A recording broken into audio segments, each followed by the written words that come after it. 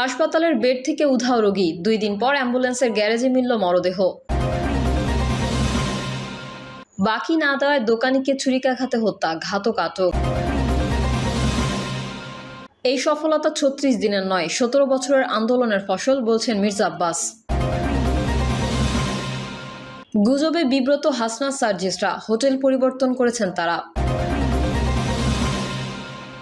এবং সর্বশেষ জানাবো, ফেব্রুয়ারিতে নির্বাচন আয়োজনের জন্য ইসিকে প্রধান উপদেষ্টা কার্যালয়ের চিঠি। এতক্ষণ শুনছিলেন সংবাদ শিরোনাম, এবারে বিস্তারিত।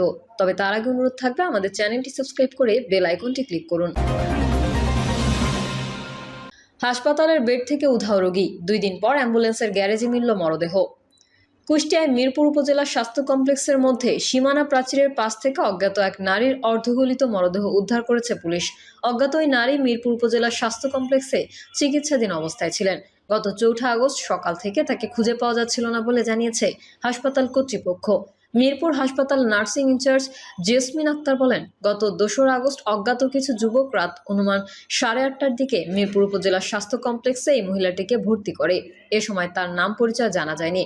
পরবর্তীতে মহিলাটির কাছ থেকে আমরা জানতে পেরেছি তার নাম শাহানা।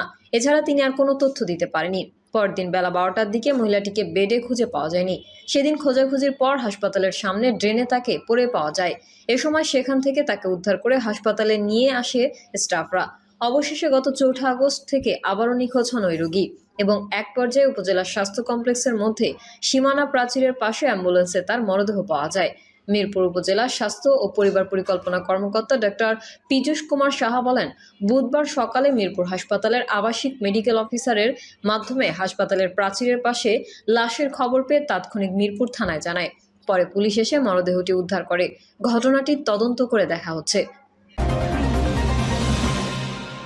বাকি না দেওয়ায় দোকানিকে ছুরিকাঘাতে হত্যা, ঘাতক আটক। নেত্রকোনার কলমাকান্দায় বাকিতে চা না দেওয়ায় পুলিসুং দরিং নামের এক ব্যক্তিকে এক দোকানিকে ছুরিকাঘাতে হত্যা করা হয়েছে। মঙ্গলবার দুপুরে খরনই উপজেলার গোবিন্দপুর বল মাঠ এলাকায় এই ঘটনা ঘটে। ইউনিয়নের গোবিন্দপুর বল মাঠ এলাকায় এই ঘটনা ঘটে। নিহত পুলিনুস উপজেলার খারনই ইউনিয়নের খানই গ্রামের বাসিন্দা ও বল মাঠ এলাকায় চায়ের দোকান চালাতেন।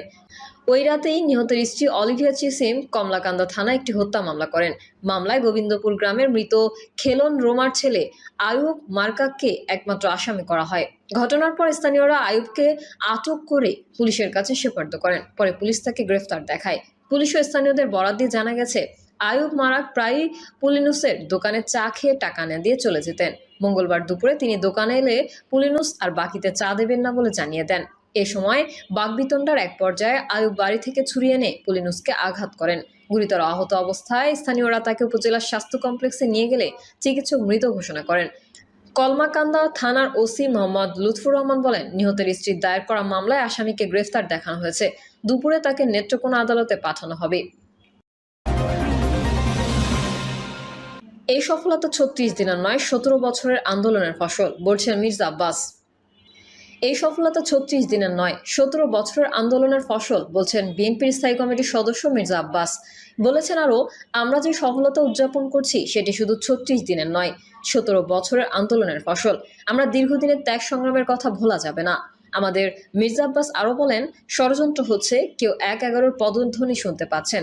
কালকে ঘোষণাপত্র ঘোষণা হয়েছে বৃষ্টির মধ্যে, ভিজে আমরা সেখানে ছিলাম। দলের নেতাকর্মীদের পক্ষ থেকে ঘোষণাকে স্বাগত জানিয়ে বক্তব্য দেওয়া হয়েছে। আমিও এটাকে স্বাগত জানাই।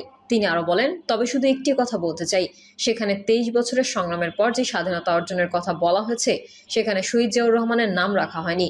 এদিকে বিএনপির ভারপ্রাপ্ত চেয়ারম্যান তারেক রহমান বলেছেন, রাজনীতিবিদদের মুখ দেখাদেখি যেন বন্ধ না হয়। বিভিন্ন ইস্যুতে মতভেদ থাকলেও রাজনৈতিক দলগুলোকে দেশ ও জনগণের স্বার্থে এক থাকতে হবে। তারেক রহমান বলেন, রাজনৈতিক দলের সদস্যদের বলতে চাই, বিভিন্ন ইস্যুতে মতভেদ থাকবে, এসব মতভেদ দূর করতে আমাদের আলোচনা চলবে। জাতীয় কোনো ইস্যুতে গণতন্ত্রের প্রশ্নে রাজনৈতিক দলগুলোর মধ্যে যাতে মুখ দেখাদেখি বন্ধ না হয়, সেই লক্ষ্যে জাতীয় স্বার্থে সবাইকে ঐক্যবদ্ধ থাকা প্রয়োজন। কারণ আমি বিশ্বাস করি, ধর্ম, বর্ণ, দর্শন, যার যার মত যার, রাষ্ট্র আমাদের সবার। এ সময় দেশ ও জনগণের কল্যাণে কাজ করতে সবার সহযোগিতা ও সমর্থন চান তিনি। গণতন্ত্র ও আইনের শাসন প্রতিষ্ঠায় নাগরিকদের আরও সতর্ক এবং সচেতন হওয়ার আহ্বান জানিয়ে বিএনপির ভারপ্রাপ্ত চেয়ারম্যান বলেন, নাগরিকদের কাছে আহ্বান রাখছি, নিরাপদ বাংলাদেশ গড়তে সিদ্ধান্ত নেওয়ার সময় এসেছে। দেশবাসীর কাছে উদাত্ত আহ্বান জানিয়ে বলতে চাই, ফ্যাসিবাদদের সময় আমরা নিরাপদ ছিলাম না, আমাদের সন্তানরা নিরাপদ ছিল না, আমাদের ভোটের অধিকার কেড়ে নেওয়া হয়েছিল, পুরো বাংলাদেশকে বর্বর বন্দিশালা বানানো হয়েছিল। গণতন্ত্র এবং আইনের শাসন না থাকায় এমনটা হয়েছিল। গণতন্ত্র এবং দেশের জনগণের সামনে ভোটের অধিকার প্রতিষ্ঠার পর এক অপার সম্ভাবনা এবং সুযোগ এসেছে উল্লেখ করে তারেক রহমান বলেন, ২৪-এর আন্দোলনের কারণে আসা সুযোগকে কাজে লাগিয়ে রাজনৈতিক শক্তি প্রতিষ্ঠা করা গেলে, জনগণের রাজনৈতিক এবং অর্থনৈতিক ক্ষমতা নিশ্চিত করতে পারলে ভবিষ্যতে আর কেউ ফ্যাসিবাদ প্রতিষ্ঠা করার সুযোগ পাবে না, দেশকে তাবেদার রাষ্ট্রে পরিণত করতে পারবে না। আমরা কোনো রক্তাক্ত ২৪ আমাদের দেখাতে হবে না, আর কোনো রক্তাক্ত ২৪ আমাদের দেখতে হবে না। গুজবে বিব্রত হাসনাত সার্জিসরা, হোটেল পরিবর্তন করেছেন তারা। জুলাই গণঅভ্যুত্থান দিবসে কক্সবাজার ঘুরতে এসে আলোচনার জন্ম দেওয়া জাতীয় নাগরিক পার্টির ৫ শীর্ষ নেতা এখন পর্যটন শহরের একটি আবাসিক হোটেলে অবস্থান করছেন।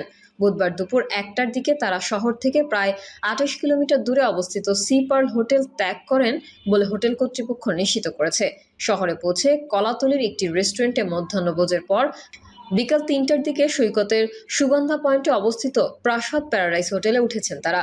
এই প্রতিবেদন লেখা পর্যন্ত তারা ওই হোটেলেই আছেন এবং স্থানীয় কিছু এনসিপি সংগঠক তাদের সাথে সাক্ষাৎ করেছেন। হোটেল কর্তৃপক্ষ ও এনসিপি কর্মীদের পক্ষ থেকে তাদের সাংবাদিকদের ছবি না তুলতে অনুরোধ করা হয়েছে। নাম প্রকাশে অনিচ্ছুক স্থানীয় এক এনসিপি নেতা গণমাধ্যমকে বলেন, গুজবের কারণে তাদের খুবই বিব্রত মনে হলো। এটি ব্যক্তিগত সফর বলেই মনে হয়েছে। কক্সবাজার সফরে যাওয়া এনসিপির ৫ নেতা হলেন মুখ্য সমন্বয়ক নাসির উদ্দিন পাটোয়ারি, উত্তরাঞ্চলের মুখ্য সংগঠক সার্জিস আলম, দক্ষিণাঞ্চলের মুখ্য সংগঠক হাসনাত আবদুল্লাহ, যুগ্ম আহ্বায়ক খালেদ সাইফুল্লাহ এবং তার স্ত্রী, দলটির সিনিয়র যুগ্ম সদস্য সচিব ডক্টর তাসনিম জারা। গতকাল মঙ্গলবার 11:30টার কক্সবাজার বিমানবন্দরে অবতরণের পর মাইক্রোবাস যোগে উখিয়ার ইনানীতে যান তারা। এ সময় সার্জিসের স্ত্রীও সাথে ছিলেন। জুলাই গণঅভ্যুত্থানের ১ বছর পূর্তির দিনে সেই আন্দোলনের পরিচিত মুখদের আকস্মিক এই সফর ঘিরে আলোচনার তৈরি হয়। সামাজিক যোগাযোগ মাধ্যমে গুজব রটে যুক্তরাষ্ট্রের সাবেক রাষ্ট্রদূত পিটার হাসের সঙ্গে ওই ৫ নেতা বৈঠক করতে এসেছেন। পরে জানা যায় এই গুজবের কোনো ভিত্তি নেই এবং পিটার হাস ওয়াশিংটনে অবস্থান করছেন। এদিকে আজ বিকেলে জাতীয় নাগরিক পার্টির পক্ষ থেকে দলের রাজনৈতিক পর্ষদকে না জানিয়ে কক্সবাজার সফরে আসা ৫ নেতাকে কারণ দর্শানোর নোটিশ পাঠানো হয়েছে।